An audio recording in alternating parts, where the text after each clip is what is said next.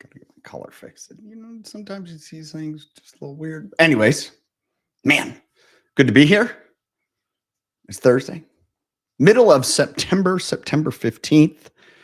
Man, what's so funny is in certain parts of the country, I know it happened for us here in Spokane. Maybe it's happened for wherever you live. Fall has happened. We went from 90 to 100 degrees to now it's in the 60s and 70s. It's weather that I absolutely love. It is my favorite time of the year. I hope it is for you as well, wherever you're at. If you're in the northern hemisphere, it's going into the fall. If you're in the southern hemisphere and it's coming into spring and then summer, hey, those are great seasons too. But glad to be here. Want to kick off this morning with a few topics. The first one, I did a podcast the other day with an author. I mentioned him a little bit yesterday, Antonio Guerrero. And one of the topics that he brought up that I wanted to touch on this morning is the top 3 priorities of every person. We talked about in leadership capacity, but I think it really fit to every person. Now, there's 3 priorities that probably, if you look at people and say, these are the things that are most important in your life,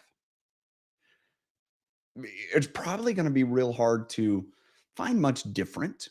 But I think the understanding these top 3 priorities can really help you focus. The number one, not necessarily in sequence of priority, but one of the 3 is self-development. What are you doing to learn and grow and make yourself better? Carol Dweck has the book Mindset, and in that really differentiates between a fixed mindset. I am what I am. I can't be any different. Or growth mindset. I have the opportunity to learn and grow and do different things. For some of my life, I did believe in the fixed mindset. I come across people every day. They're like, oh, you are what you are. It's like, man, I don't believe that.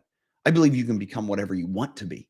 You just have to devote time and effort to it. So one of the top priorities is self-development. Number 2, which goes hand in hand with that, and this is where our conversation went, is you can learn all you want.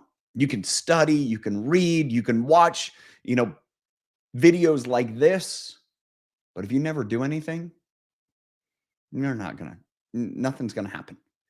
Have to have a bias towards action. You have to be action oriented. Those are 2 of the top 3 priorities. Self-development, grow. What are you learning every day?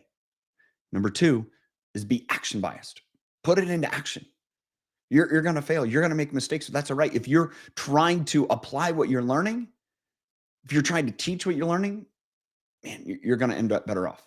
And number 3, it's whatever's important to you, your business, whatever else. But those other 2, action and being growth oriented, self-development oriented, those should be top 3 priorities for every person. All right. The next thing I want to go through this morning here, and again, glad to be here. Glad that you guys are joining in and hopefully getting value from this morning, is we determine what happens to us when we're faced with adversity. There's a book. It's called The Coffee Bean. It's written by one of my favorite authors, John Gordon, also co-written with Damon West. And Damon's story is unbelievable. Maybe I'll have an opportunity to recount that later here through the fall. I think there'll be a chance. But they wrote the book Coffee Bean. Now, I read this morning, other authors have, picked up on this story too. You take carrots, eggs, and coffee. You put them into boiling water. And each one of those items, coffee bean, carrot, egg, change. That hot water is adversity. Carrots get soft. Eggs get hard. Coffee turns the water brown. Everything seeps out of the coffee bean and enhances the water. Yeah, maybe you've heard that story, maybe not. But here's the biggest thing. Whatever adversity you face, you can crumble to it, get soft like the carrot. You can get hard to it like the egg. Or you can choose to be better, to make the surroundings around you better. It's our choice. It's what Damon talked about in The Coffee Bean. If you have never read that book, I suggest pick it up. It's a great read. The last one is let your mind flow like a river. I came up with this thought, I've heard this before. Be a river, not a reservoir. Meaning let the go through you. Well, this is one of the things that I really kind of understood is that a river is flowing, a river is alive, a river is, can generate power, hydroelectricity. There's fish. There's, it's this ecology that's healthy. And then you get to a reservoir.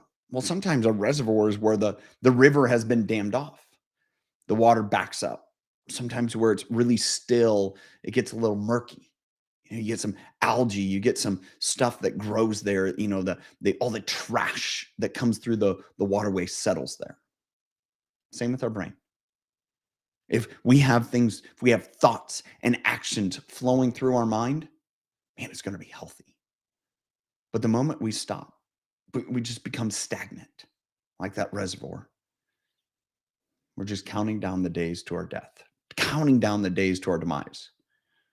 Just keep that in mind. All right, last thing. Let me throw this up so you guys can read it and see it. My thought of the day: criticism hurts most when it's about what we represent.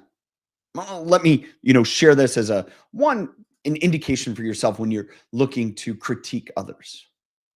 Critique them on maybe their actions. Critique them maybe on their, what they chose to do, some of the decisions, but not who they are as a person, what they represent, their values. I think that's key. All of us should be open to some criticism. Oftentimes we get hurt when that criticism attacks who we are. It attacks what we represent. Maybe our heritage, maybe our beliefs. But if we focus criticism on those areas where we're trying to help others maybe identify what they can't see, or maybe where they can improve, leverage their skills and abilities in a greater fashion, we should be open to that. But be cautious. Don't attack, don't criticize what people represent. Hope you got value from that today. Thanks for being here. As always, great